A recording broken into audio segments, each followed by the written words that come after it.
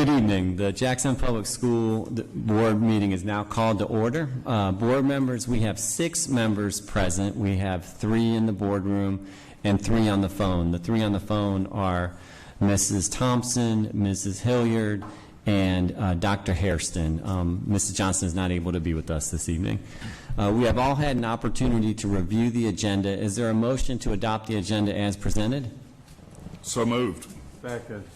Dr. Luckett has moved. Mr. Figurs has seconded. All in favor? Aye. Aye.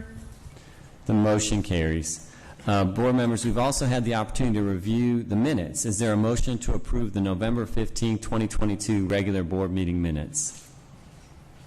I so move. Second. Mr. Figurs has moved. Dr. Luckett has seconded. All in favor? Aye. Aye. Aye. The motion carries. And with that, we're on to the superintendent's report. Dr. Green. Thank you, Dr. Sivak. Good evening, board members, to all of our Team JPS members, our scholars and families, all of those who are joining us this evening, either in person or virtually. We'll begin, as we typically do, with the latest JPS news from our instructional television team. Take it away, team.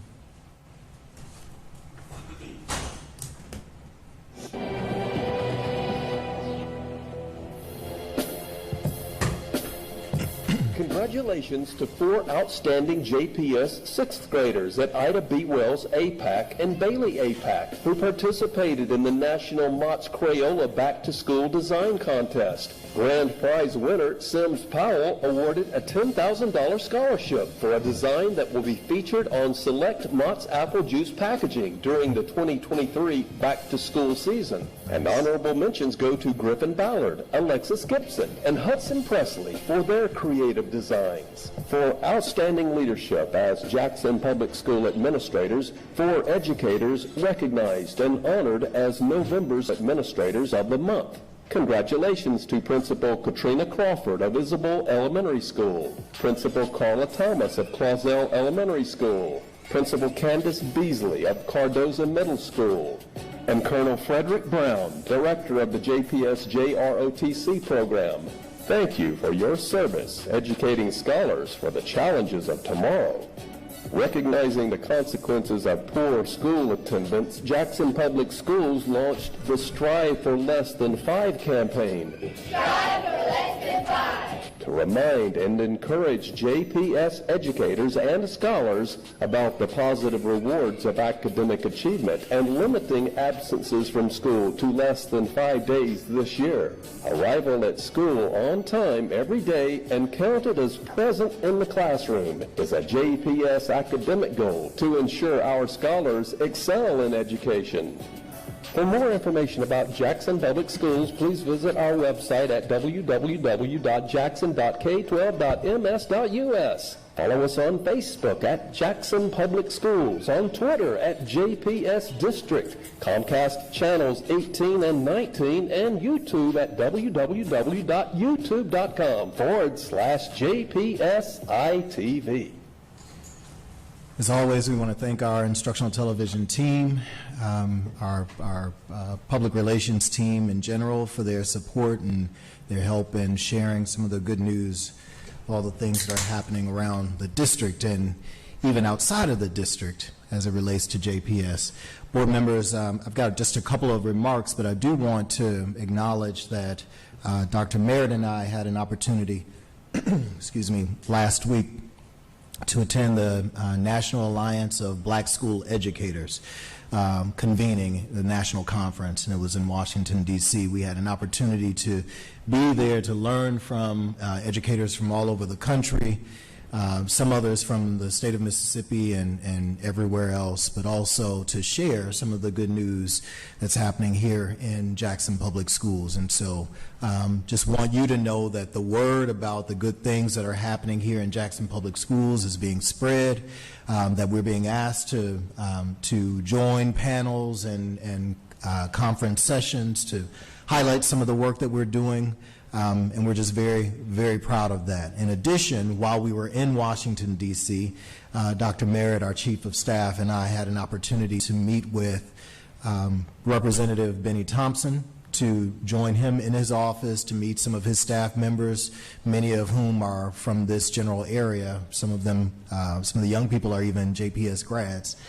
But also just to talk with him about some of the work that we're doing, some of the efforts that we have for gaining additional resources to meet some of our needs, and just some of the continued strategic work around meeting the needs of our scholars and families. So we're excited to have had an opportunity and an audience with Representative Thompson, even as he was running out to vote on an issue on that day. We also had an opportunity to visit with the Deputy Superintendent of Education for the U.S. Department of Education. This was actually at their invitation to come and spend some time with them in the office to talk a bit about our use of ESSER funds, ARP funds, our efforts to get to one-to-one in terms of our devices, to shore up some of the opportunities lost for learning with our scholars, supporting our educators, and our continued efforts to increase our performance. So we're on their radar. They actually reached out to have us to come and talk with them. So we're proud to be able to do that. Excited for the conversation. They shared a few opportunities, new additional funding that are coming down the pike, and so just excited to again be on their radar and to be able to tell the good story of the work that's happening here in Jackson Public Schools and all the amazing people that we're representing. So just wanted to share that little bit of information with you. Tonight, board members, as we typically do, we have the opportunity to celebrate yet another of our outstanding JPS scholars. This extraordinary scholar attends Wingfield High School and won first place in Region 6 4A cross country in the Super Region competition. At this time, I believe Principal Roderick Wilson will join us to introduce this remarkable scholar athlete.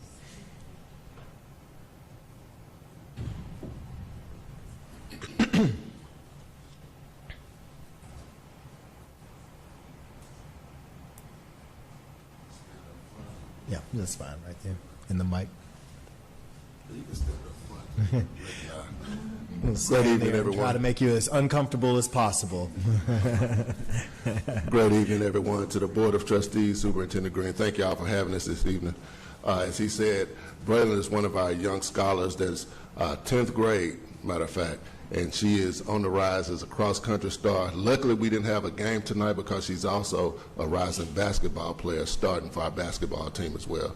Her coach, Coach Champion, was wanting to be here. He got stuck in traffic, so he wasn't able to make it.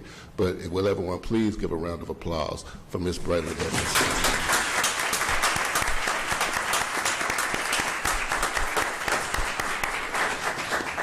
And if you'd like to just say a word, feel free.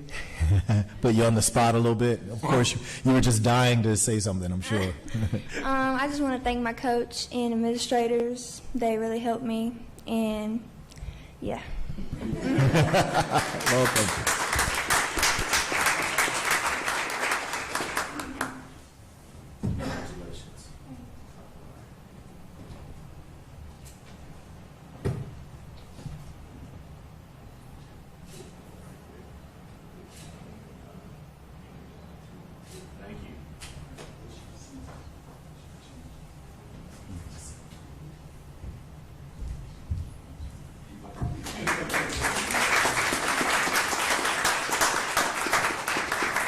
Just so you all know, I ran cross country for about a week and a half as a senior. Yes, I decided, it took me a week and a half to decide that that was not my ministry. So there you have it. Right, board members, as you'll recall, each year, scholars from each of our high schools select one of their peers to serve as their school board representative. A little later in the board meeting, Assistant Superintendent Mrs. Lakeisha Marshall-Thomas will introduce the 2022-2023 Scholar Board representatives. These young leaders will help to amplify the scholar voices on policies, procedures, programs, practices, and to address a myriad of issues that we face as a district. And I believe they've come prepared to share some of their thoughts on a current issue that we've been discussing. I look forward to presenting these scholar leaders to you later in the meeting, so just know that that's coming up. Dr. Sivak, that actually ends my remarks this evening. All right. Thank you, Dr. Green. And again, congratulations on just the wonderful honors. Thank you for representing Wingfield. Thank you for representing JPS. Our board attorney, I'm guessing, was a Falcon. And is a Falcon. Is a Falcon. So lots of love for Wingfield tonight. Well, thank you for the quick superintendent's report, Dr. Green. We will continue on with the board meeting. We do not have any participants for public comment tonight, but I do want to remind community members who would like to make public comments that they should email their request to Ms. Rosalind Williams at roswilliams@jackson.k12.ms.us no later than 4 p.m. the day of the meeting, or appear in person in the boardroom no later than 5:15 p.m. I just want to remind everyone that the public's opinion and comments are important to the board. Next, we have information-only items for one of our favorite topics of the year, and that is the introduction of our high school board members, our board representatives. So I'd like to invite Ms. Lakeisha Marshall-Thomas, our Assistant Superintendent for High Schools, to get us started with this part of the meeting. Ms. Marshall-Thomas. Great evening. Good evening. Great evening. I too, Dr. Sivak, love this day when we get an opportunity to acknowledge, and you all have an opportunity to meet our student school board representatives. And so I will get started with some brief introductions. And so what I'll ask is, as I call your name, you all just come and just stand up at the front, okay? Our first representative is Jada Beasley. Jada is a junior at Callaway High School, and she is excited to be a voice for her school. Jada's future plans is to attend Jackson State University or Southern or Texas Southern, and she plans to major in music. She's currently in the band, and she wants to continue in college. Jada Beasley. All right. You can stay. Our next representative is Tatiana Cottrell. Tatiana is actually the alternate for Forest Hill. Tatiana is a senior at Forest Hill, and she feels that it is an honor to serve as a voice for her school. Her goal is to study medicine and human anatomy and physiology. Thank you, Tatiana. Terry Powell. Terry is a senior at Jim Hill High School. And she gets an opportunity, she says, to hone in on her speaking skills and also to serve as a leader in her school. Her goal is to attend Mississippi College and become a pediatrician. Terry Powell. Kelsey Williams. Kelsey is a senior at JPS Tougaloo Early College High School, and she wants to be a positive representation and role model for the early college program while serving as a voice for her peers. Her future goals after graduating JTEX is to earn her associate's degree in history and complete her bachelor's at Tougaloo College, following by law school and becoming a family law attorney.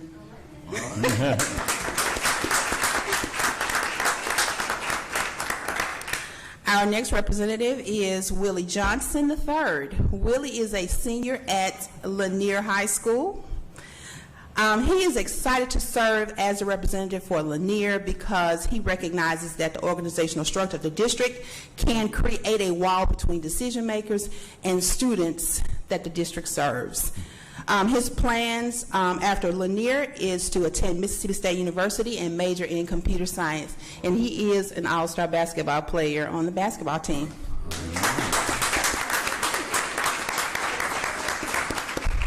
Our next representative is Emmanuel Edwards.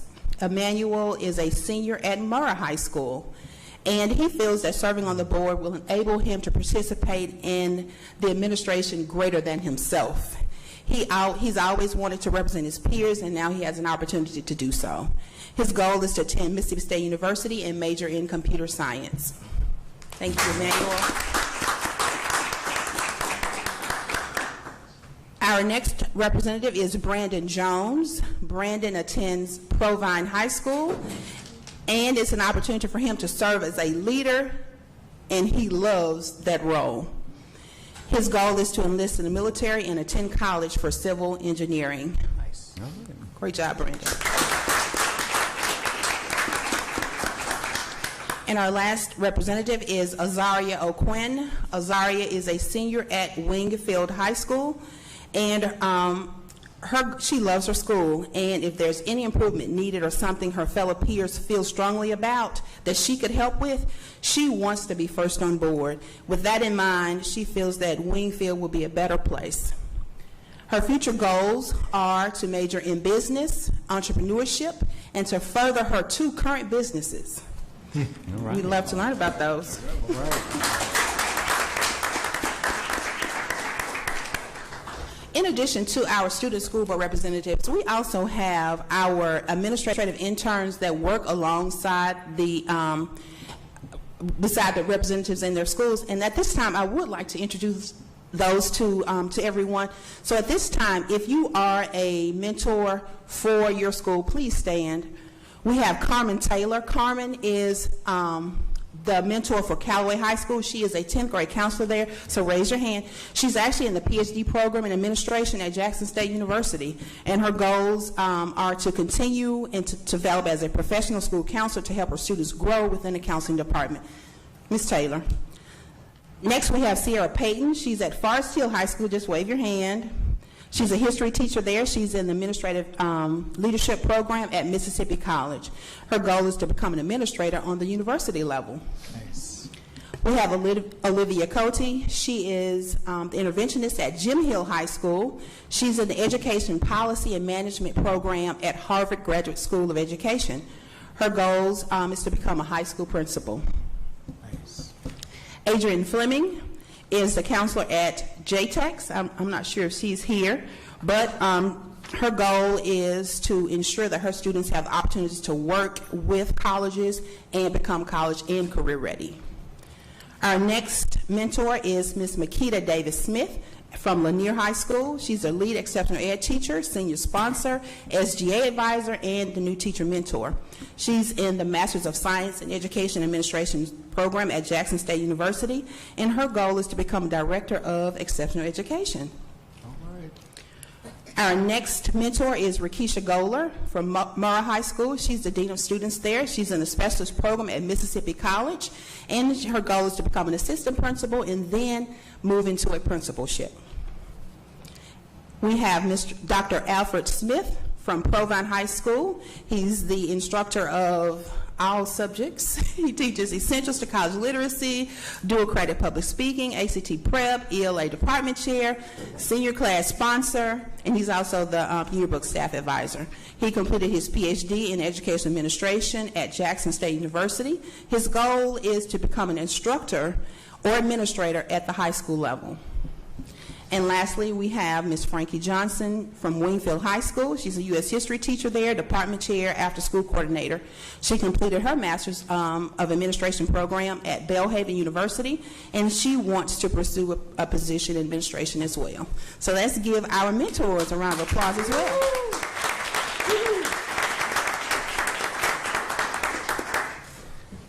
Okay, so for just the next few minutes, at our last board meeting, we had a conversation about a clear book bag policy, and we wanted to solicit some student voice.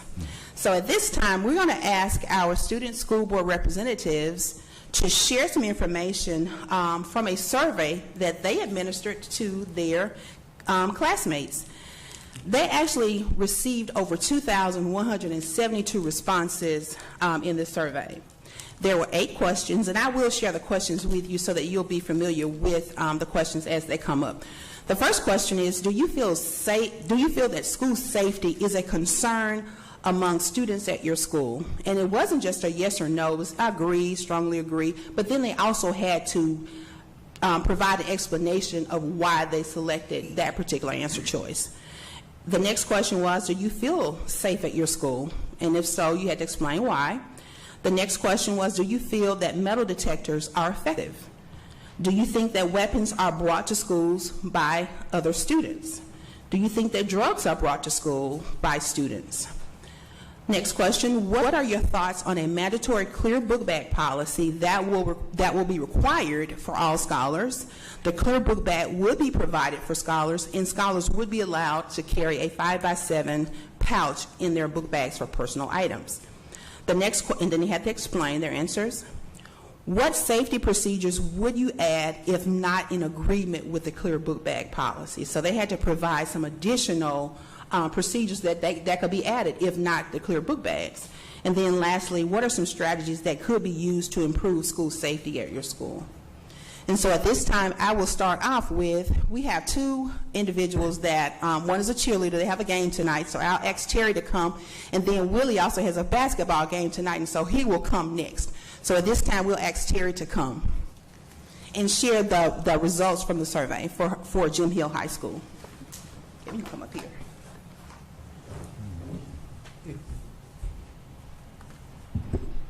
Good evening. Good evening. Again, I'm Terry Powell, School Board Representative for Jim Hill. 278 of my classmates completed the survey at Jim Hill High School, which included 112 freshmen, 87 sophomores, 40 juniors, and 25 seniors. 119 of my classmates felt school safety was a concern. They felt this way because of student threats, hearing other students warning to harm others, and knowing about the crime rates in the city. 145 of my classmates reported feeling safe at school. They felt this way because they feel Jim Hill is a family and rarely has dangerous incidents. When those incidents occur, students said they feel it got under control quickly. 139 of my classmates felt metal detectors were effective. 150 of my classmates felt drugs are in my school, and 99 of my classmates felt weapons are in my school. Clear book bag policy. 255 of my classmates disagreed with the clear book bag policy because of a lack of privacy, backpack confusion because each backpack will look alike, and more open to stealing because people can see what you have inside them. According to a student, this policy will do nothing to help and is an invasion of privacy. Some solutions we came up with will be better book bag checking system, better security, and better metal detectors. Thank you.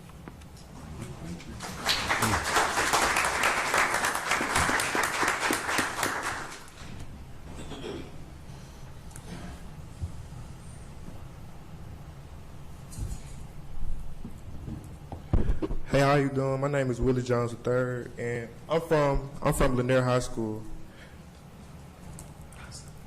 103 of my my fault.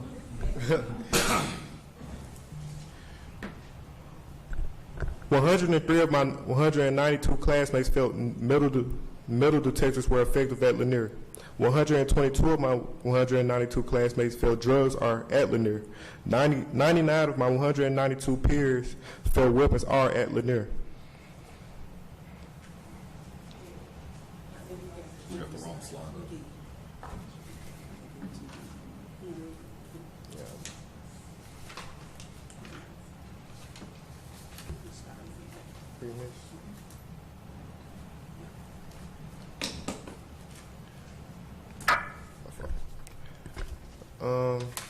Start from the beginning.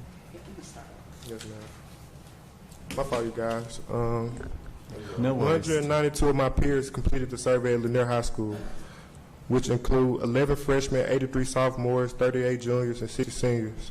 39 of my 192 classmates felt school safety was a con at Lanier. 86 of my 192 classmates felt safe at Lanier. 67 of my 192 classmates felt neutral about the school's safety at Lanier. 103 of my 192 classmates felt metal detectors were effective at Lanier. 122 of my 192 peers for drugs at Lanier. Felt drugs are at Lanier. 99 of my 192 classmates felt weapons are at Lanier. When conducting the safety survey at Lanier High School, the scholars had mixed emotions such as, Lanier is a small and family-oriented school for the most part. We can handle our differences. JPS is a smaller entity of the city of Jackson. Violence and crimes are inevitable. Drugs are more prevalent than weapons at Lanier. The metal detectors don't deter a violator because they go off for everything. We at Lanier need more competent and reliable resource officers. The student body of Lanier High School was surveyed, and the scholars voted unanimously to be neutral, which relates to clear backpacks. The students' emotions were as follows. Students will be targeted to death. Privacy is an issue as well. For safety issues, clear book bags should not be an option, but mandatory.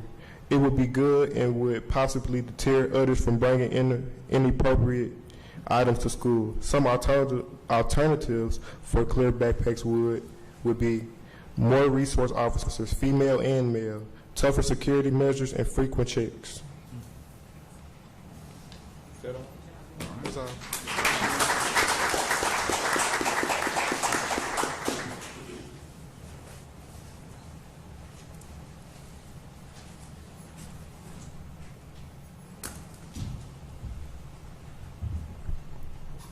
Good evening. Good evening. A little more. Okay. Question: is safety a concern? 371 of my classmates completed the school safety survey, which included 129 freshmen, 119 sophomores, 55 juniors, and 67 seniors. 184 of 371 strongly agreed that school safety is a concern in my school. 126 had neutral opinions. 60 of 371 strongly disagreed that school safety is not a concern in my school.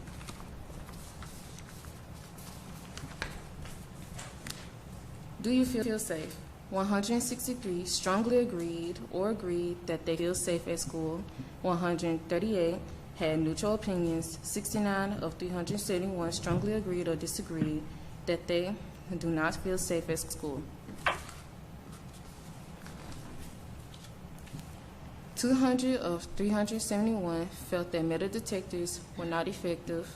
168 felt metal detectors were effective. 214 of 371 felt that drugs are being brought to school. 156 felt that drugs are not being brought to school. 150 feel that weapons are being brought to school. 220 of 371 felt that weapons are not being brought to school. 371 of my classmates completed the school safety survey. Okay. For the synopsis, a clear backpack policy was presented to 278 of 371. Majority disagreed with the proposed policy. However, there were varying opinions. Clear policy of sports, so why not for schools? Will reduce drugs/weapons brought in. It invades personal space or privacy. 5x7 pouch, not large enough. Invitation for death. There were asked safety procedures could be added if not in favor of clear backpacks. Guards at various doors. Better or more thorough searches versus patent bags. No bags at all, digital books and laptops only, random security checks, monitoring restrooms more.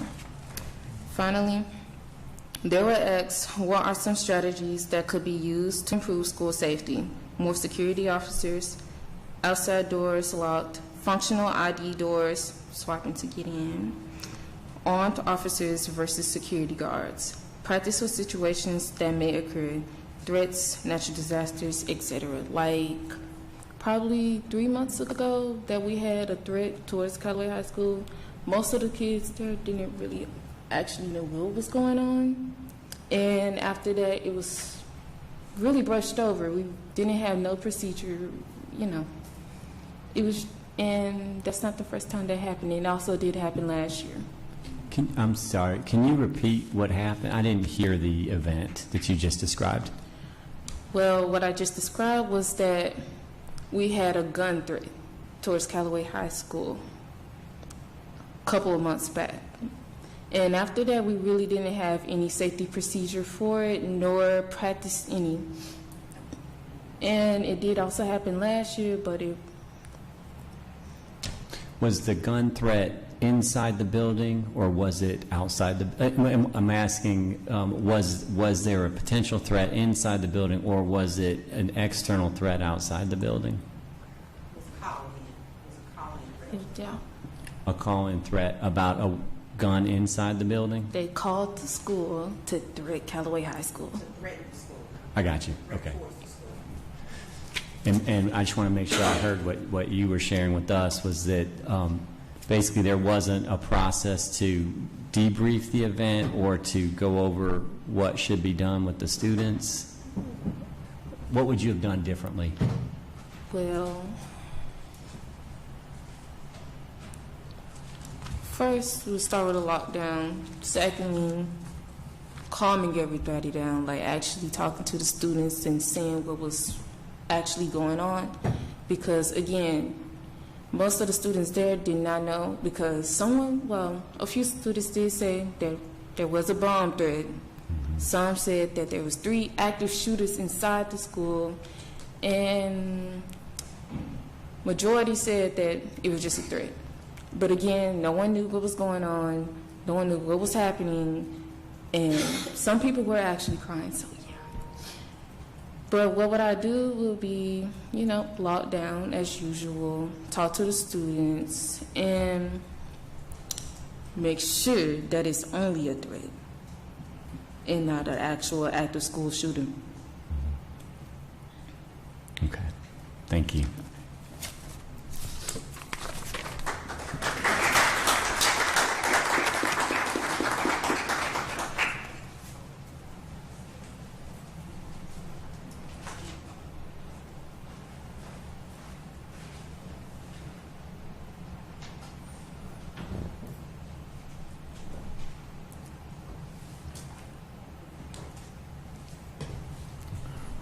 Good evening. Good evening. My name is Tatiana from Forest Hill High School, and at Forest Hill, most of the scholars are aware of the safety hazards being enforced upon the school. Majority of my classmates do feel safe.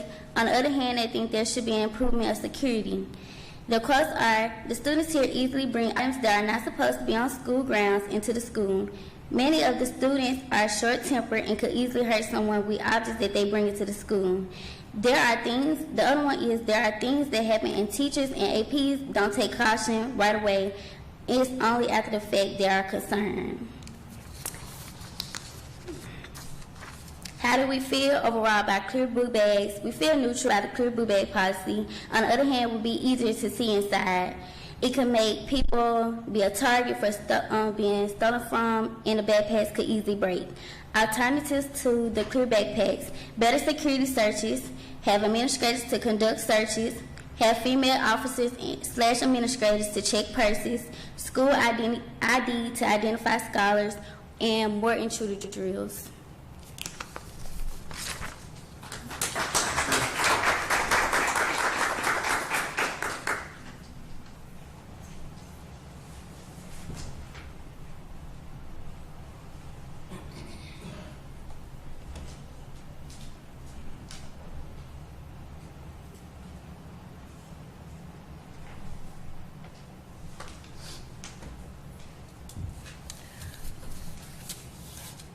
Good evening. Good evening. My name is Kelsey Williams, and I'm the school board representative for the JPS Tougaloo Early College High School. So 69 out of the 119 students completed the survey, and a vast majority of the students feel safe. Okay, sorry. Can y'all hear me? Yes. We can. Okay. A vast majority of the students at JTEX feel safe and recognize that safety is a priority at the school. Some quotes say that teachers and staff have a strong concern about student safety, ensuring teachers' doors are locked and staff walk around the building. Sometimes teachers communicate with each other and tell when a student is out of the classroom. Being on a college campus with more access, I have questioned our safety at times, but my administrators have always set boundaries and guidelines to make my classmates and I feel safe.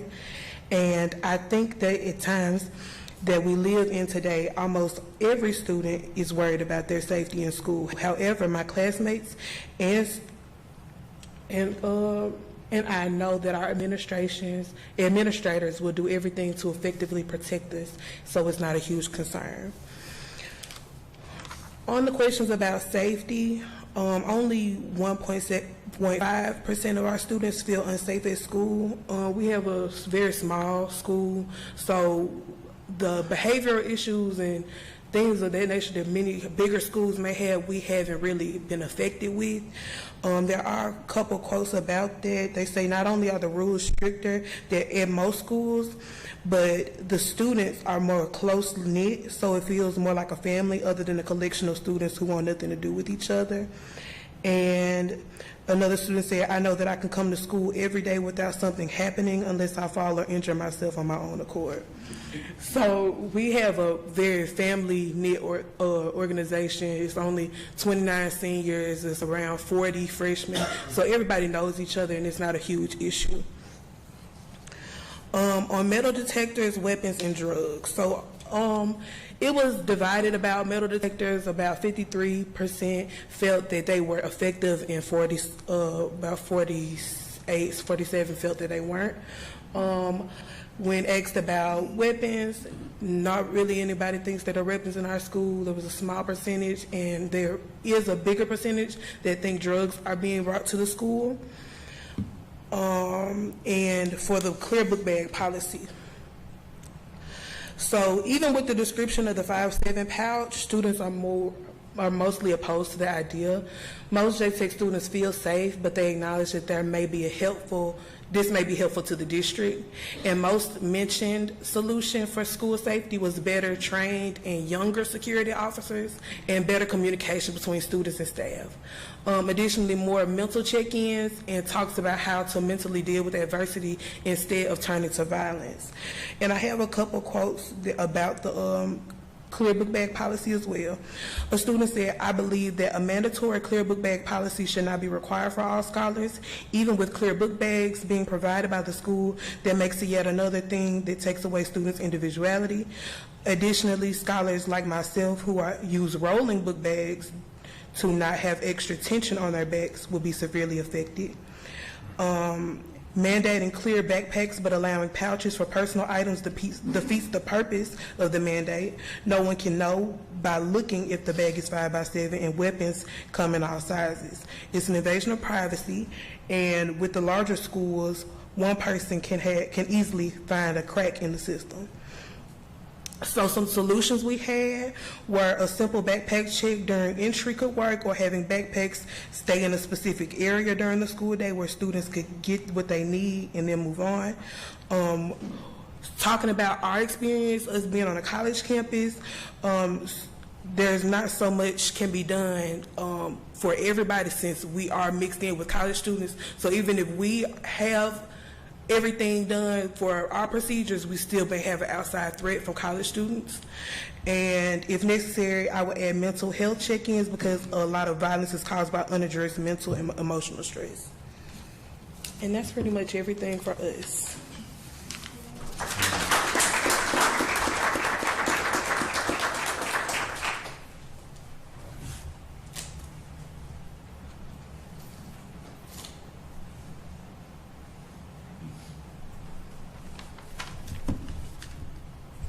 Good evening, everyone. My name is Emmanuel Edwards, representing Merle High School. At my school, 305 classmates were completed the survey, and 74 were freshmen, 90 were sophomores, 84 were juniors, and 57 were seniors. 43 of the 305 classmates felt school safety was a concern at my school. Quotes from the students who felt that school safety was a concern at my school includes, no, because there is always some sort of violence taking place here, no matter what the occasion. Another one also said, no, because fights are a reoccurring event alongside the constant use of lighters. And then the last quote says, no, because students are here meant to be more violent and put ourselves in danger because of the constant use and rise of school shootings. 142 of my 305 classmates felt school is safe to them. Quotes from the students who felt that school is safe includes, yes, because I feel like since I don't get involved with the problem children, I don't stand in the way of any harm. Another student says, yes, because we get checked every day, no matter the weather or the time. And lastly, a student says, yes, because I'm around the people that I know and the security guards alongside the safety protocols of book bag checks, metal detectors, and door alarms. 129 of my classmates felt that they were 120 of my classmates felt that they were neutral about the topic. 157 of my classmates felt metal detectors were effective. 183 felt that drugs were inside of my school. And 129 classmates felt that weapons are in my school. A clear book bag policy has been presented to my classmates. 289 of my 305 classmates surveyed disagreed with the clear book bag policy. Quotes from the students who disagree include, it destroys any type of privacy.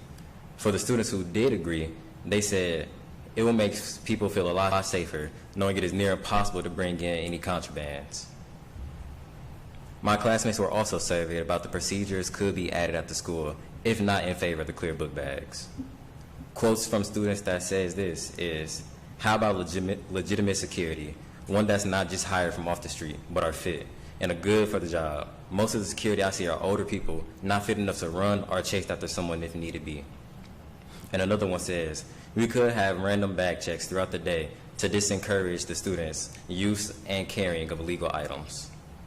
Lastly, my classmates were also surveyed about what strategies could be used to improve school safety. The quotes included, make sure that police officers are monitoring the school inside and outside, having ID badges and automatic locks on all doors. And lastly, being, they are doing everything possible to keep students safe, excluding the morning process of bag check-ins, which could be improved. That concludes Merle. Thank you for your time.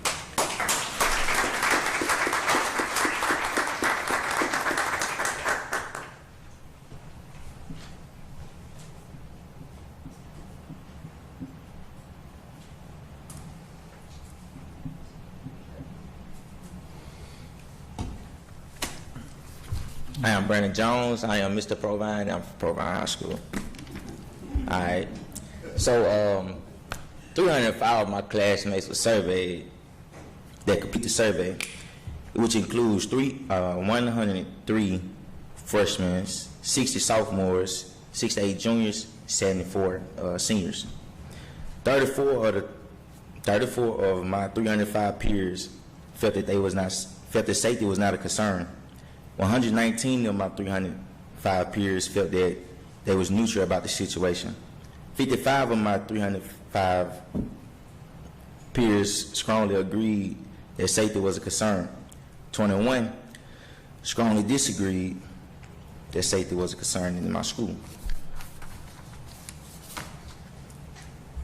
63 of my 305 classmates felt that they were safe at our school. 49 of my 305 classmates felt that they weren't safe at the school. 130 felt neutral about the safety situation. 18 strongly agreed that they felt safe at our school. 45 strongly disagreed about the safety at our school.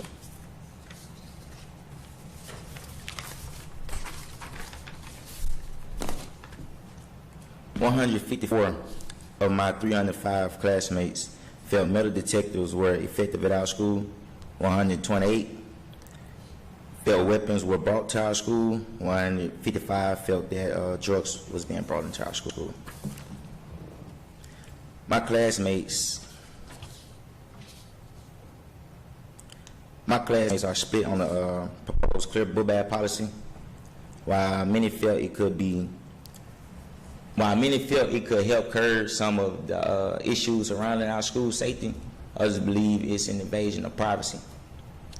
Most of my classmates felt that we should have better security in regard to improving the school safety at our school. Most of my classmates also feel that we should have more metal detectors. Thank you.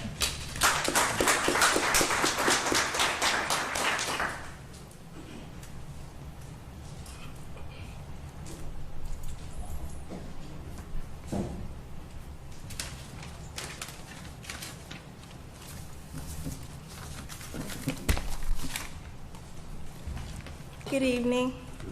Good evening. Again, I'm Azaria O'Quinn, and 150 of my classmates completed the survey at Wingfield, which includes 44 freshmen, 38 sophomores, 28 juniors, and 40 seniors. 72 of my 150 classmates felt that school safety was a concern at my school. Some of the things that they said were some kids are still worried about the situation that happened at my school and are still in the fear that an accident like that will happen again. Another student says, how could we be expected to learn in an unsafe environment filled with paranoia? For the kids who felt safe, they said that we get our book bags checked every day and go through a metal detector, so that is enough security for them. 49 of my 150 classmates felt safe, and again, they were saying the same thing as the previous question on why they felt safe or unsafe. And in the case of the metal detectors, 66 of my 150 classmates felt they were effective. 90 of my 150 classmates felt drugs are in the school, and 84 of my 150 classmates felt weapons are in the school. Even though school safety is a concern among students, only 11 are in agreement with the clear book bags. Most of the students feel that the 5x7 pouch is not big enough for their privacy, and that their belongings will be taken from them and they'll become easy targets for people to steal from. So for the kids who were not in agreement with the school backpacks, they said that we should just do more consistent book bag checks, add more security, check restrooms frequently, and ensure that areas remain locked and secure. In order to improve school safety, students feel that we should follow a more airport-like procedure. For example, have students empty their electronics and metals into a container, have them walk through the metal detector with their bags, and if it goes off, have a security guard and or administrator check the bags and have them walk back through. And if it still goes off after that, do a pat down. CDC also follows this procedure and is very effective. Thank you for your time.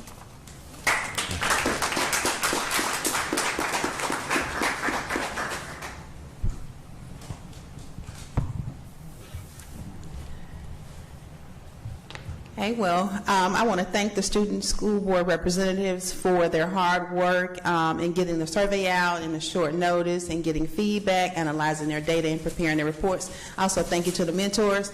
I hope this is some information for our board members to help with any decisions about the policy.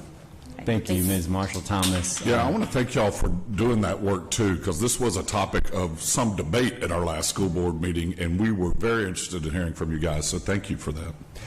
Let me ask board members, and we have some on the phone as well, while we have our student representatives here, are there any questions that any board members would like to ask, or any comments? I have no questions, Dr. Cezak, but I just so appreciate the presentations. I agree wholeheartedly with what Dr. Lucky just said. It's wonderful. Thank you.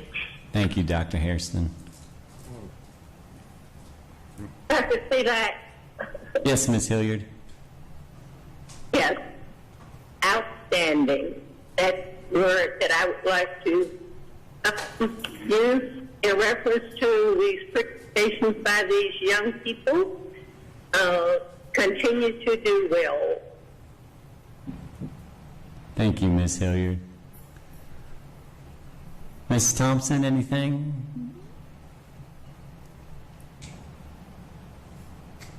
I'm trying to unmute, I'm sorry. Yes, I just want to say they did a really wonderful job, and I am so glad to hear from our student voices and see that we have new colleagues in our student board representatives, and I think all of the presentations were very good, and the information is very helpful in order for us to make, a better informed decision as to what needs to happen next. And I appreciate them, so thank you.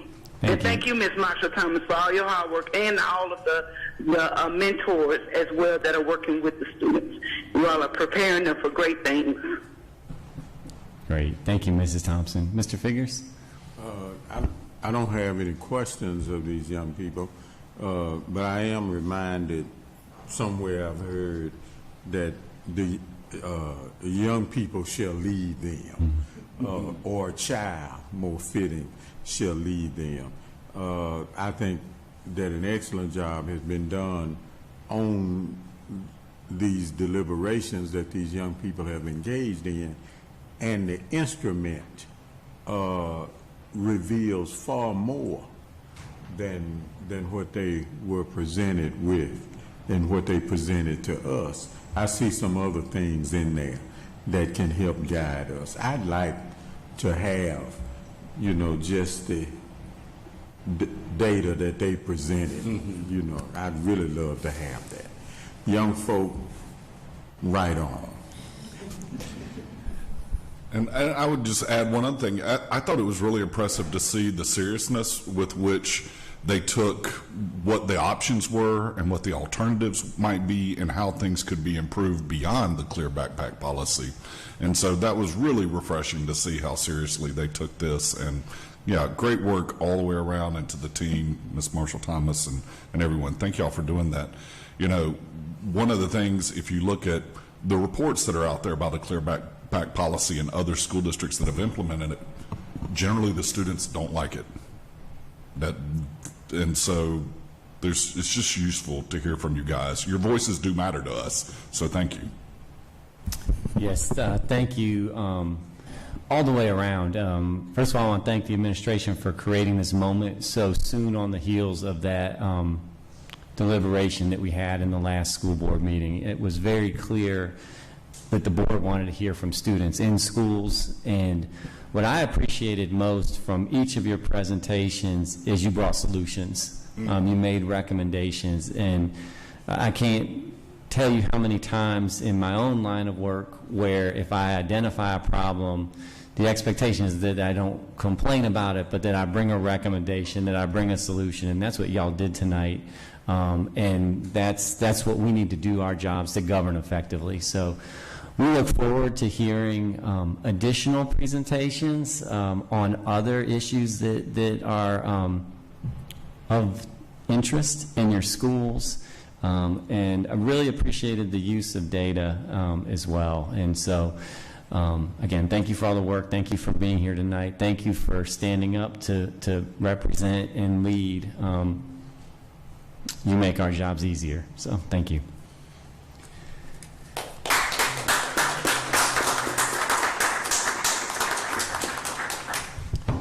All right. You all are welcome to stay. I don't know what the protocol is. And if there are other obligations, homework, tests, I know it's that season, you're welcome to go do that too. But thank you. All right. We are going to move on to, we do have a couple of other information-only items.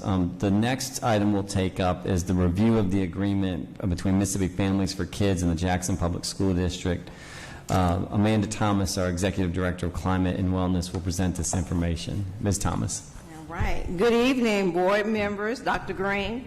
It's a pleasure to present to you as an information item review of an agreement between Jackson Public Schools and Mississippi Families for Kids. The purpose of this agreement is to establish a working relationship between Mississippi Families for Kids and Jackson Public School District. Mississippi Families for Kids seeks to provide therapeutic services to pre-K through 5th grade scholars located at Johnson Elementary School. These scholars are those who exhibit emotional and behavioral problems. Services will be provided by licensed social workers, licensed counselors, Mississippi Families for Kids staff would conduct screenings and facilitate the day treatment located at the school on Monday, Wednesdays, Fridays from 8 to 2 o'clock p.m.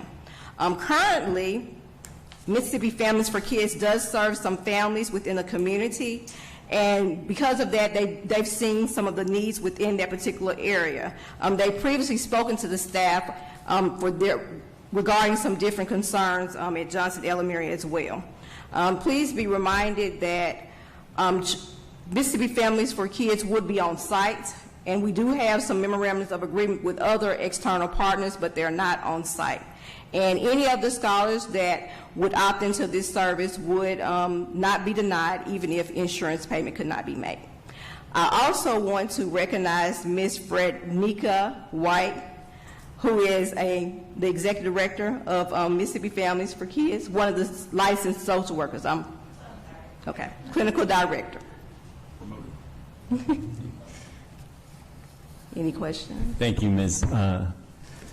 Thomas. Board members, any questions, comments? I have one question in addition to the ones, and thank you for the responses. Site-based counseling, could you just describe what that means? So on-site, meaning that they will actually have a clinical licensed social worker and case manager that will be in the space at Johnson Elementary on those particular days. Oftentimes we have case managers, licensed social workers that just come in and out based on the case loads. So they service those children for 30 minutes, an hour, 45 minutes, whatever their particular plan entails. But these particular licensed social workers will be on campus during that time frame. Okay, so there'll be a certain number of days a week for a certain time block where we'll have licensed social workers in Johnson Elementary. Correct. They have office hours. This is exciting. It's very interesting. Are we treating this as a pilot project? Are we evaluating it? Is it a model for our other schools? Because it's obviously different. We've got dozens of other elementary schools. So I would like to answer yes to all of those. In talking to, of course, Ms. White, the reason we actually ended up doing 2 years on this particular plan, but we always want to collect data to see if this is something that we can expand to other schools. And even with our other external providers, there has been discussion about on-site and other day treatments, so we definitely want to see how this works. We do have it on the secondary, and we need it on the elementary level as well. Great. Thank you, Ms. Thomas. And thank you for being here this evening. All right, next we will move on to discuss a review of our district test security plan. Dr. Lorenda Cheeks will present this information. She's our director of, Dr. Cormack is going to present this information. Good evening, Dr. Sivak, Dr. Green, members of the board, and my JPS colleagues. The administration is presenting for your review this evening the district test security plan. In preparation for this meeting, there were several questions that were asked around the differences, the main differences between this plan and last year's. Specifically, which protocols are in place to support the enforcement of the electronic communications device changes that we have envisioned in this plan. So each school, mainly our middle and high schools, collect cellular devices from each student and place them in a bin. This is in accordance with guidance from the Mississippi Department of Education. Those devices are stored securely and returned to scholars after testing. To ensure that no devices are left in the testing environment, the school test coordinator collects electronic devices from each test administrator or proctor. And before beginning the test, the TA reminds students that all electronic devices, be they cell phones, smartwatches, Fitbits, or other devices, are not allowed. And that's simply to avoid any temptation to cheat or to be in any ways academically dishonest. Also to avoid technological disruptions that might go off during testing that could disturb scholar focus. So those are the main changes that were envisioned in the plan, and there's also kind of a detailed accounting in each of the plans about the ways that each school will provide for that. Thank you, Dr. Cormack. Board members, are there any questions or comments? I just want to say thank you for all the details that were provided around the procedures that are already underway, just both to make sure that this is implemented, that students are aware of it, and again, I just appreciate the responses to those questions. And so that you're aware, on Friday, we actually gathered together with each of the school-based coordinators here in this space to review those changes to make certain that they have plenty of time to implement them effectively in schools. Great. Thank you, Dr. Cormack. All right, next we have our monthly bond update. So we'll invite the dynamic duo of Ms. Robinson and Ms. Franklin to give us the update. Good evening, Dr. Seebeck, board members, Dr. Green. Good evening. Good evening. At the first board meeting of each month, we do have the pleasure of providing the bond update. In tonight's presentation, we'll provide construction updates, the bond financial update, and begin transitioning us to our ESSER projects. Ms. Franklin will start us off with the construction updates.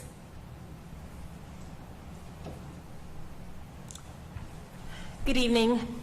Tonight we'll take a look at some of our last few remaining projects.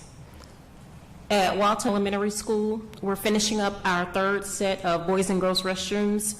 These restrooms have received all new updated plumbing in the chase walls, new plumbing fixtures, updated LED lighting, ceramic wall tile, epoxy floors, new partitions and accessories. At Provine High School, we have 4 classrooms, the academy spaces, that have been renovated. They've received new LED lighting, new ceilings, paint, and new flooring.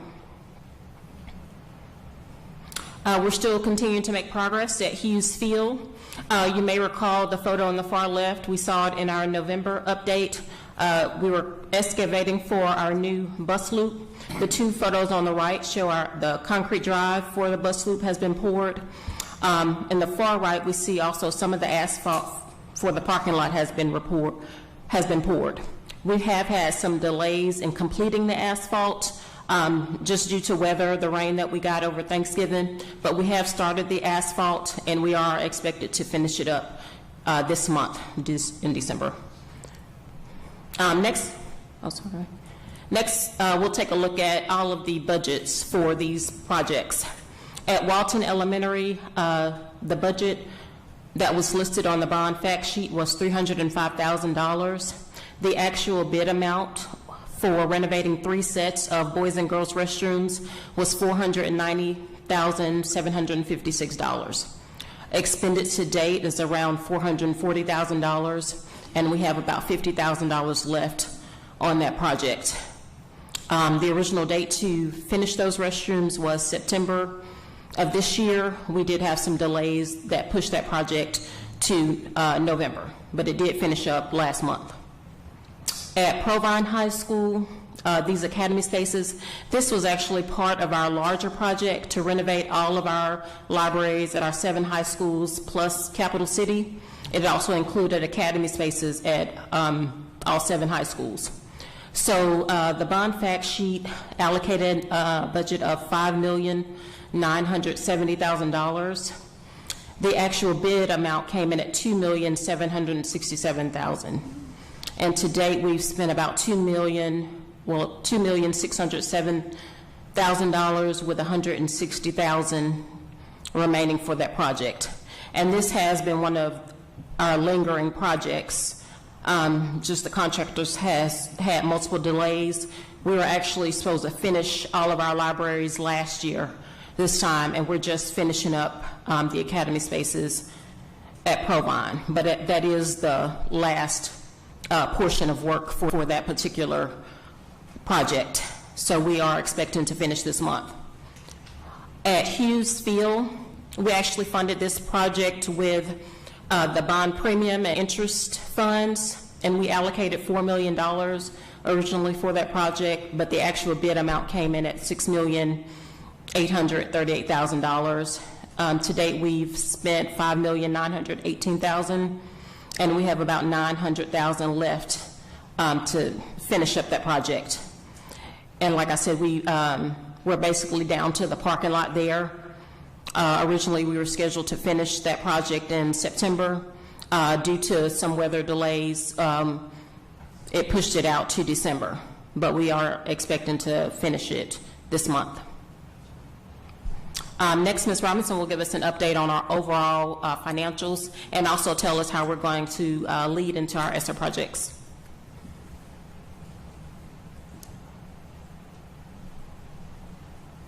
Thanks, Ms. Franklin.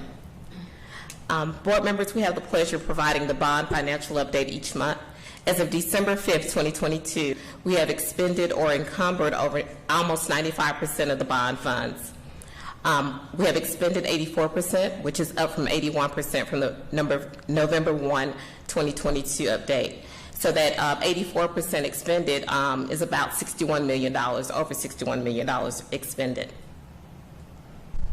The next three slides provide a school-by-school analysis of what the original budget was, the expenditures, the encumbered amounts, and the budget balance. As we draw near to the end of the bond, we are now transitioning to the ESSER 2 and 3 projects. And this slide is just a recap. For those who don't know what ESSER means, that is Elementary and Secondary School Emergency Relief Funds. And we're using two funds right now for construction projects, ESSER 2 and 3. The ESSER 2 is the Coronavirus Response and Relief Supplemental Appropriations Act, and ESSER 3 is the American Recovery Plan. Back in June 2021 of this year, we did award the professional services agreements to design firms, and those firms were firms already on board for the bond. So they have been able to start quickly and accelerate in order to get our projects under design. Also, as a recap, I want to make sure you know what those projects are going to include. They will include indoor air quality upgrades. That includes HVAC system upgrades, new equipment, filters and control systems, window replacements, exterior door replacements, as well as focusing on improving our water quality in our schools. That includes restroom renovations with touchless sensors, water and sewer line replacements, new kitchen plumbing, and water bottle filler stations. One of the other projects that we're going to target are outdoor learning environments. If you recall in the bond, we were going to install playground canopies, but with this ESSER funding, we're being able to expand and really target all the schools and provide some outdoor instructional opportunities with our new outdoor learning environments. This slide shows how we're transitioning from bond to ESSER. There were 5 priorities projects that we're able to get out to bid quickly. They are Witten, McLeod, Wells, Bailey APAC, and Pecan Park. These schools had some significant needs, and based on what was the bond initial budget, we weren't able to fulfill all those projects with the bond, and the ESSER funds will allow us to continue with those projects that were originally identified in the bond. For Witten, we will target restroom renovations right now. McLeod, restroom renovations. Wells APAC, auditorium and restroom renovations. Bailey APAC, new roof, HVAC, and also restroom renovations. Pecan Park, HVAC upgrades, drainage and structural improvements, as well as some exterior envelope improvement for the building. The checks show that we have completed the construction documents have been received. We're in the process of reviewing those for these projects. Witten Middle School restroom improvements are actually, that project is advertising now. 3 more projects that we have received construction documents, design development phase documents, are the Jim Hill High School renovations, which will include a full HVAC upgrade in the main building, window replacements, and restroom renovations. We have also received design development documents for Brinkley Middle School and Powell Middle School, and those scopes of work will include new chiller and HVAC piping, some additional window replacements, and also restroom renovations. We are excited about being able to bring you in the next January reports even more details of how we're about to advertise and go forth with those ESSER projects. Any questions? Thank you, Ms. Robinson and Ms. Franklin. I don't have any questions. I just appreciate the work. I guess I have one. Will students be able to use Hughes Field starting January? That is the plan with our athletic director, to be able to have some soccer games there. Great. Looking forward to that. A couple of simple ones and a comment. Look, it is amazing to see the progress where we are with this bond, especially for those of us who were out there stumping for it at the beginning, and the doubt that was in our community that we could do this and do it effectively. So thank you to this team to see where we are.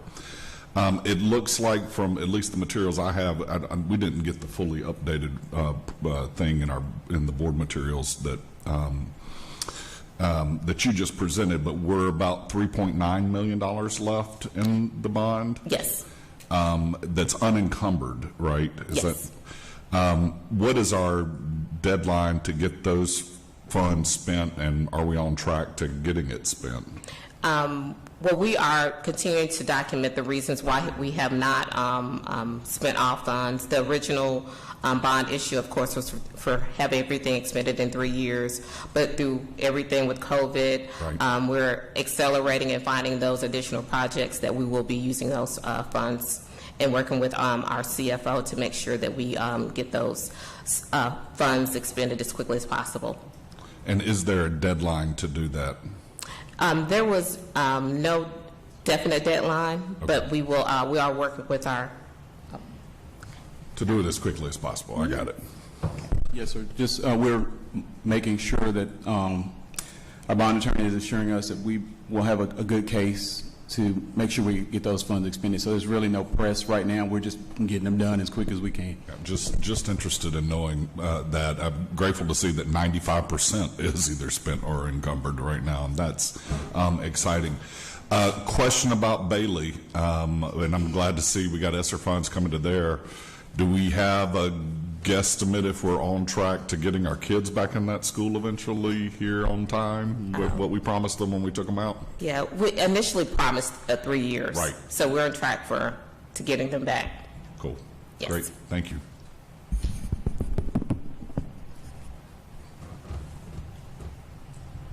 Thank you. All right. Next, board members, we will move on to the information action items section of the board meeting. The first request is for the approval of the renewal of the student blanket policy. Attorney Moore will present this information. Good evening, board members. Good evening. Board President Dr. Seebeck, Dr. Green, the Office of the General Counsel, and Risk Management recommends that the board approve the renewal of the annual student blanket professional liability insurance coverage for the Health Academy students at Lanier High School, and that insurance is with Mercer Consumer.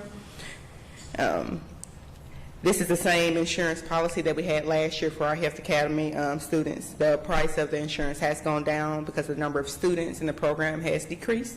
The cost of that insurance premium for the year will be $239, and the policy includes coverage for up to $1 million for each occurrence or incident, and up to $3 million in the aggregate. Are there any questions?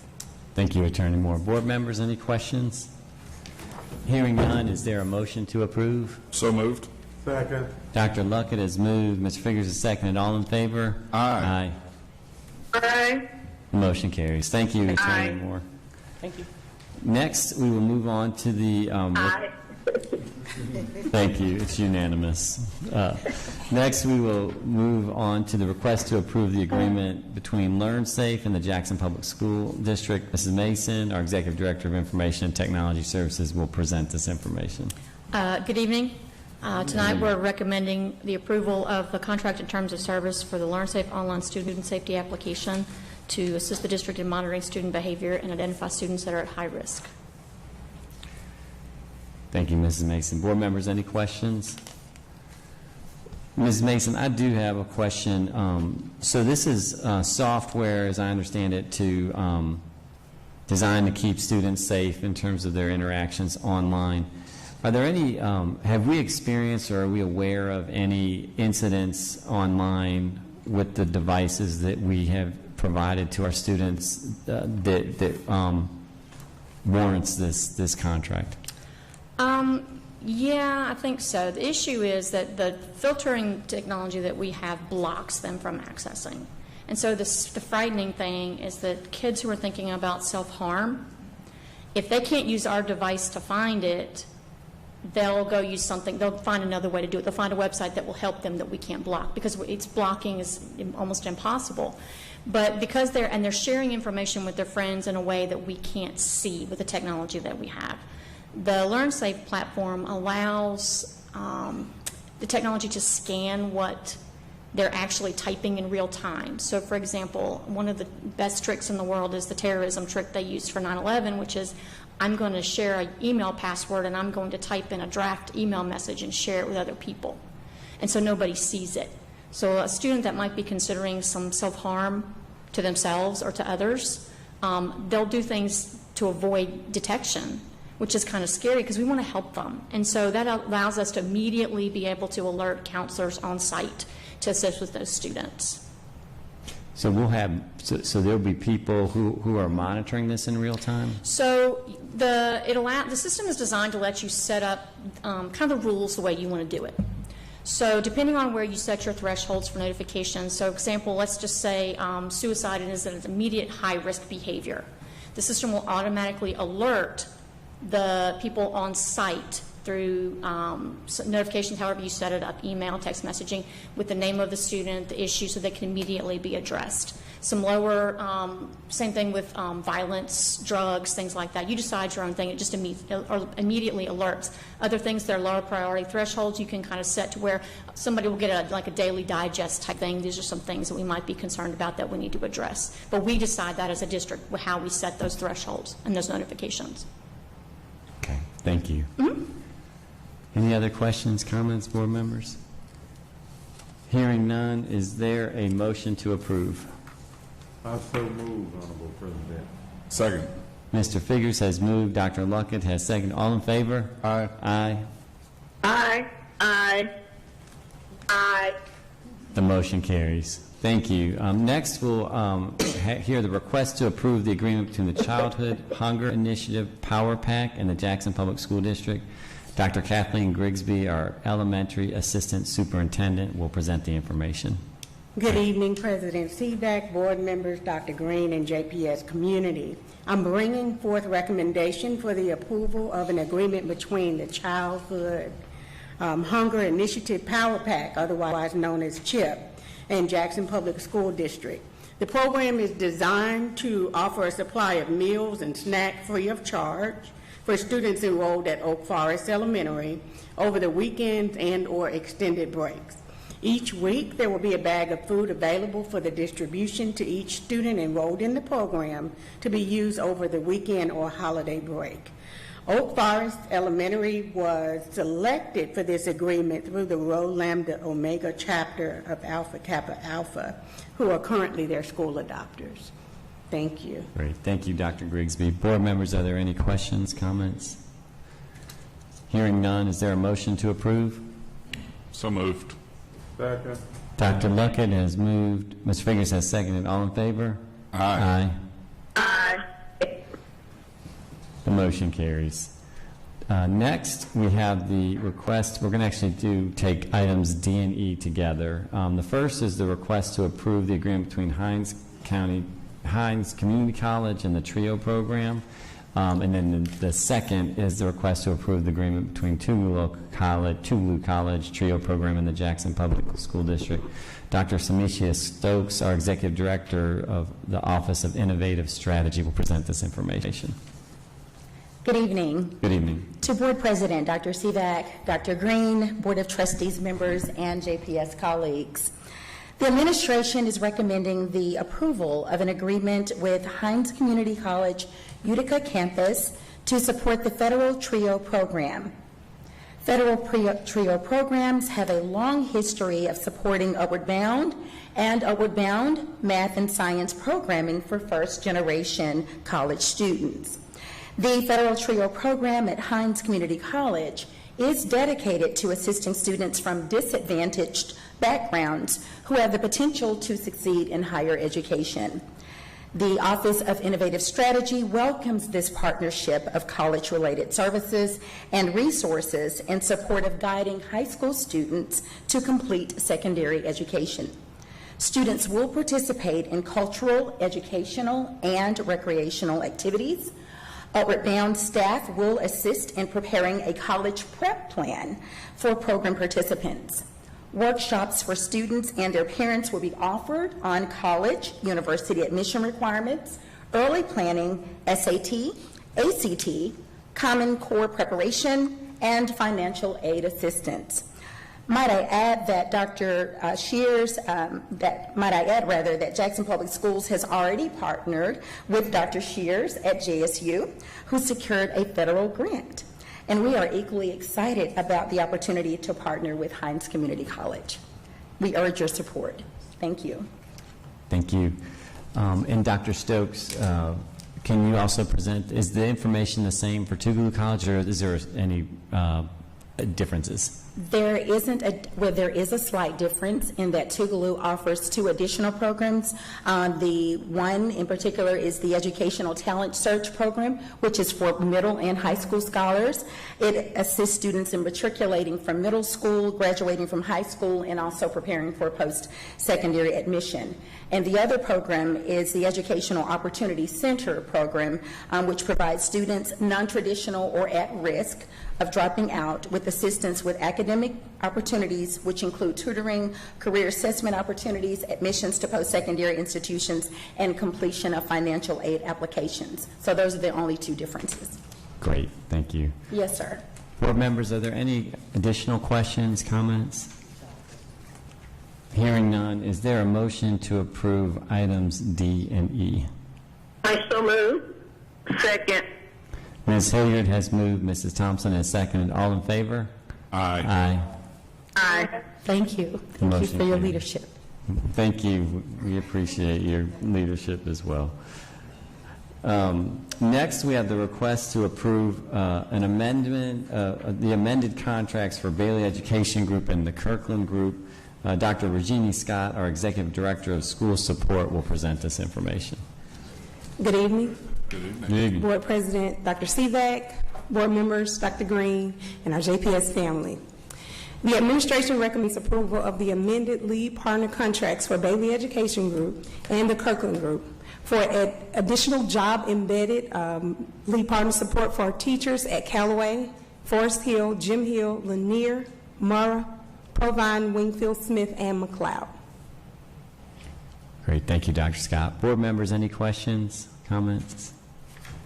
Dr. Green? Say a word about why. Yes. So some of our principals and assistant principals have identified an additional need for support. We originally, our assistant superintendents tiered the support for each school, and the majority of them that need the support have already received that support for the first semester, but there's a need for additional support. And so we're going ahead and getting the contracts amended now so that there won't be a delay in the support that has been provided. Great. Thank you for the timely response on that. One question I was going to ask, was it also, were the adjustments also informed by the benchmark, the first benchmark data? Yes. Okay, great. Thank you. Board members, is there a motion to approve? So moved. I so move. Second. I believe that was Ms. Hilliard moved and Dr. Luckett second. All in favor? Aye. Aye.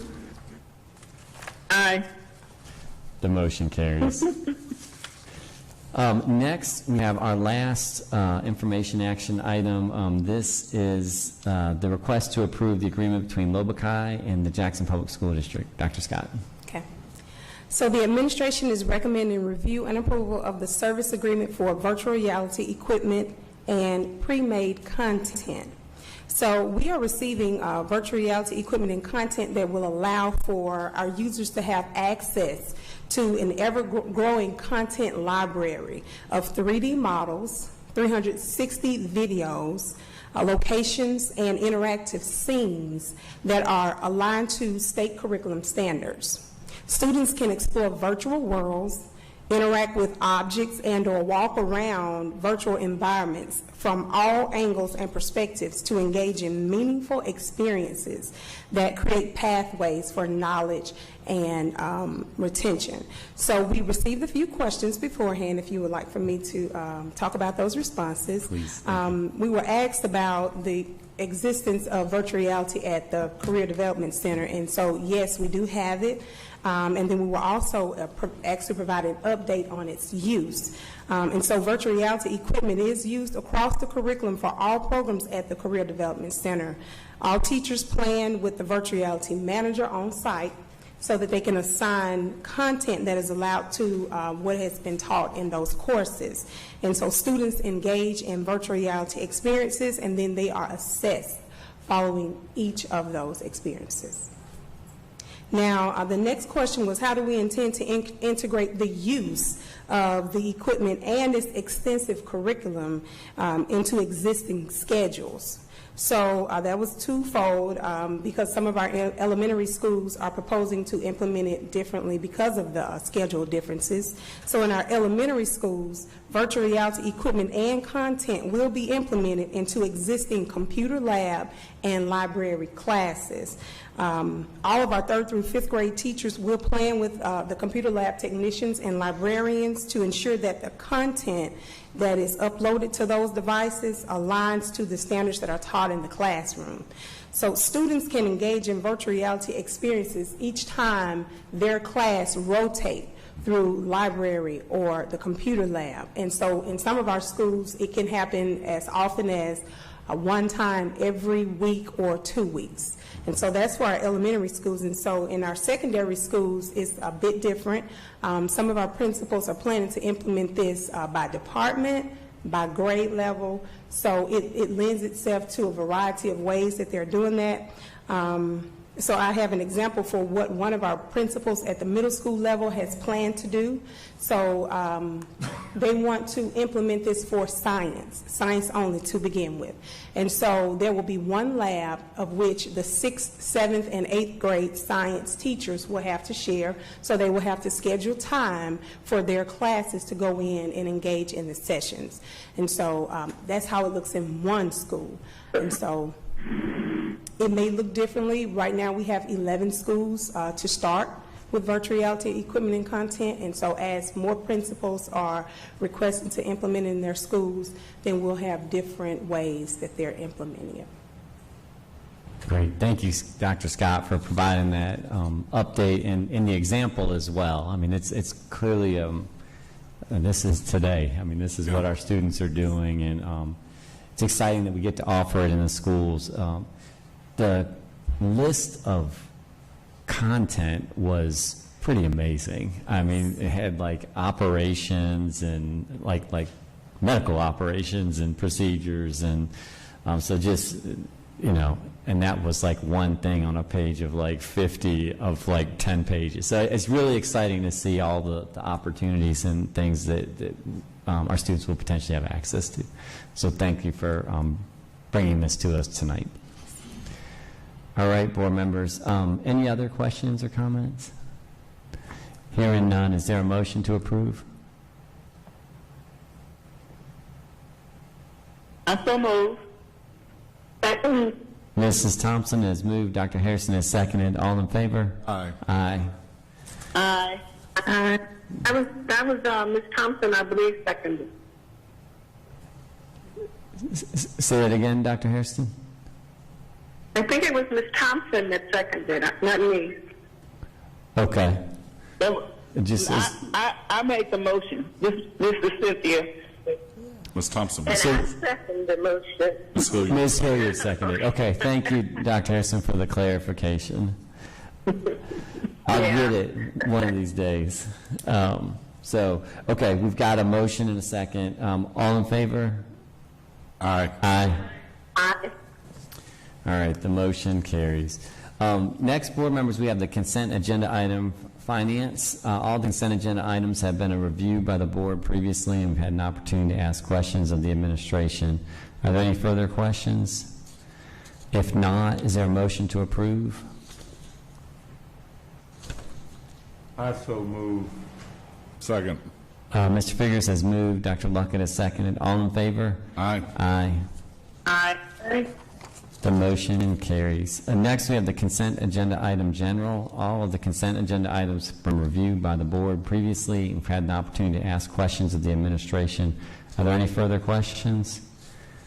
If not, is there a motion to approve? So moved. Second. Dr. Luckett has moved. Mr. Figurs has seconded. All in favor? Aye. Aye. Aye. The motion carries. Next, we have the consent agenda item personnel. All the consent agenda items have been reviewed by the board previously and we've had an opportunity to ask questions of the administration. Are there any further questions? If not, is there a motion to approve? I so move. Second. Mr. Figurs have moved. Dr. Luckett has seconded. All in favor? Aye. Aye. Aye. The motion carries. All right, board members, we do have 2 items to consider for executive session this evening. Is there a motion? There's more? 3? 3. Okay, there's 3 items. Is there a motion to close the the meeting to consider an executive session? So moved. Second. Dr. Luckett has moved. Ms. Figurs has seconded. All in favor? Aye. Aye. Aye. The motion carries. Thank you, everyone. Have a Thank you great all. evening.